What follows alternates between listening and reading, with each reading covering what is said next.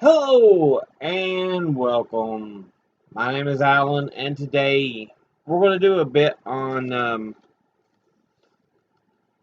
read another section of Ideas and Opinions by Albert Einstein. But before we get into that,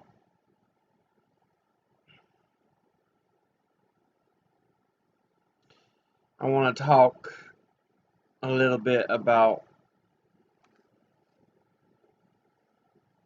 this last week. I've had so many doctor's appointments, it's been ridiculous. I had therapy on Monday, I had therapy on Tuesday, then I also had to see my personal doctor on Tuesday. I had Wednesday to see my endocrinologist, and then yesterday I had to see my neurologist. Like I said, I've got so many health issues. But my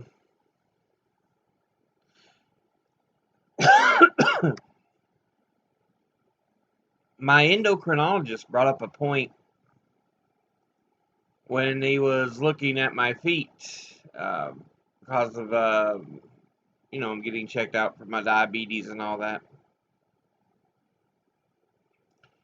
He pointed out something that's often been suggested before in my past, is that there is Cherokee heritage or native heritage of some kind. Um,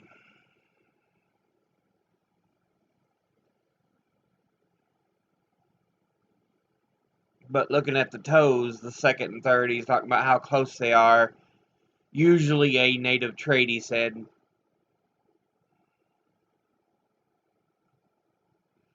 And where my mother was there with me, he says you can even see it in her feet, the way her second and third toes are so close together.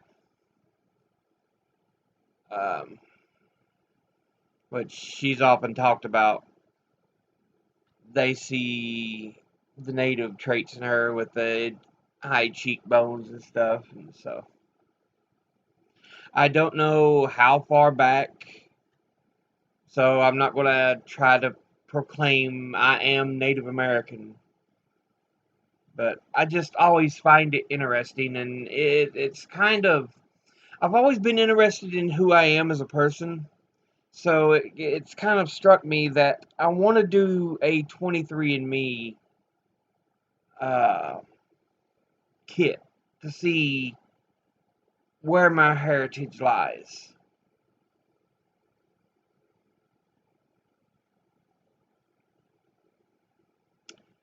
I know I've got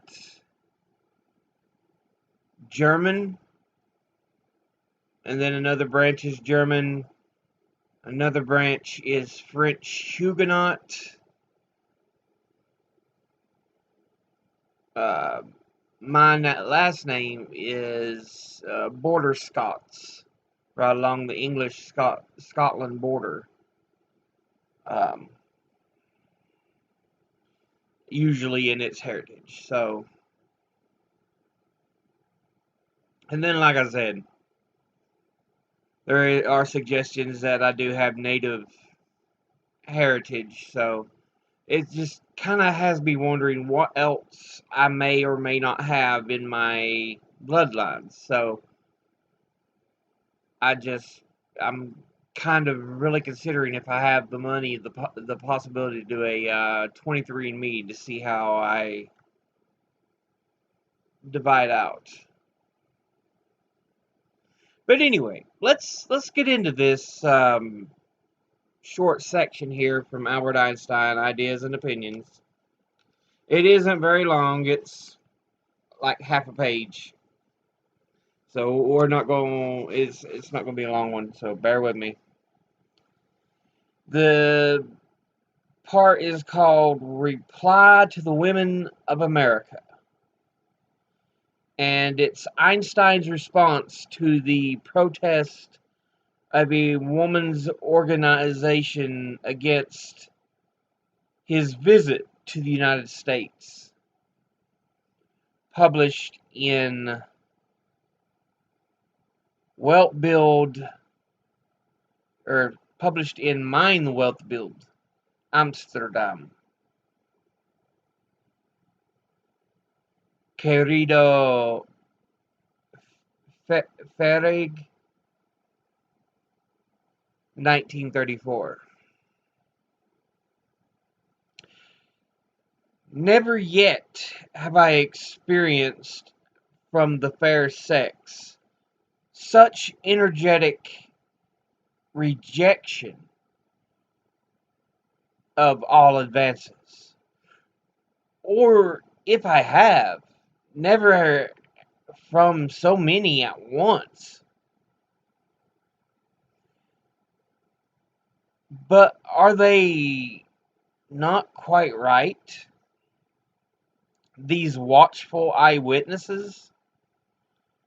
Why should one open the doors?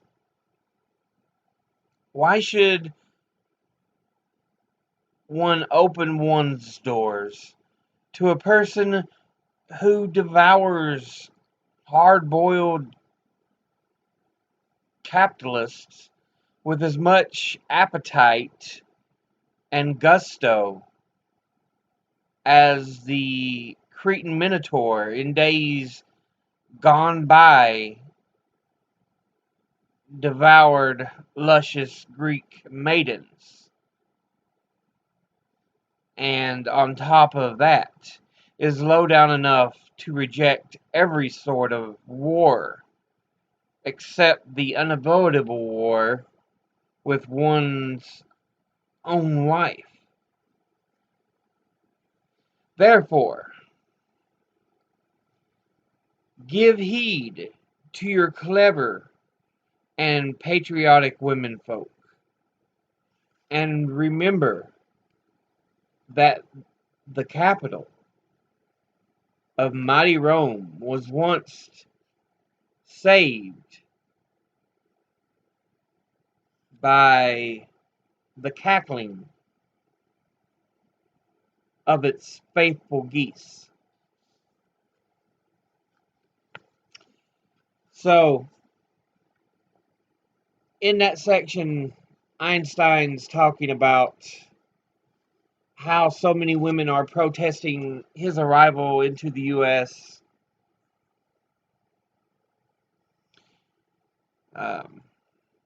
And part of it, he suggests, is maybe because he pushes against capitalism,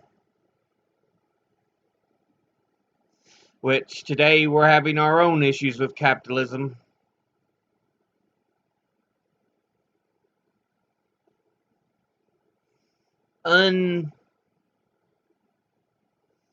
Unfettered and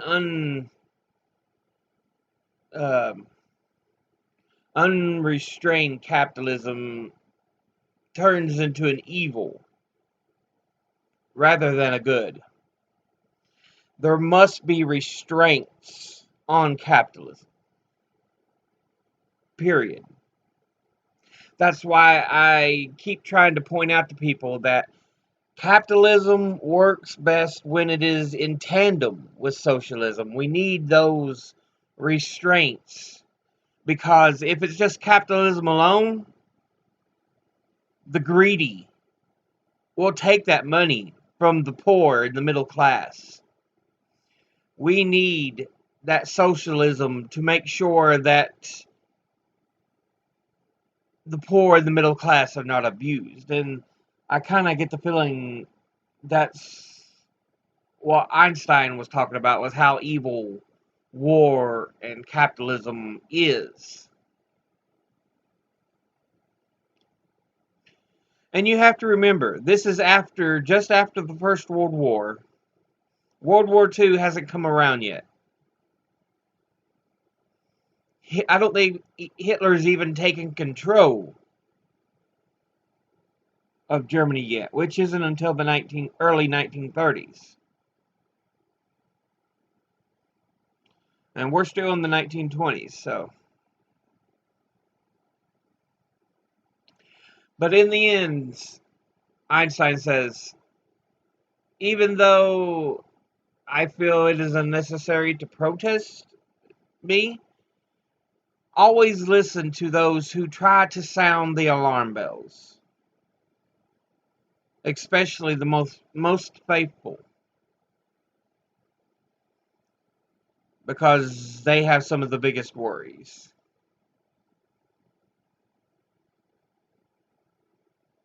And it's like I try to tell people, um,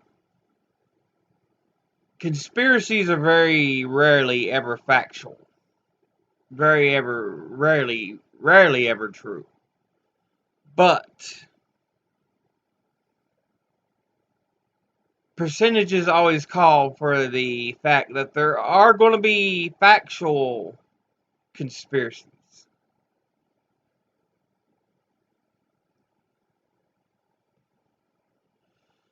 So,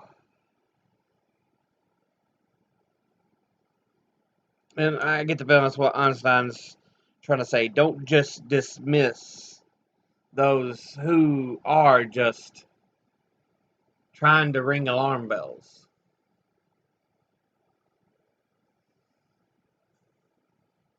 But yeah, that's just what I wanted to talk about, this short little piece here.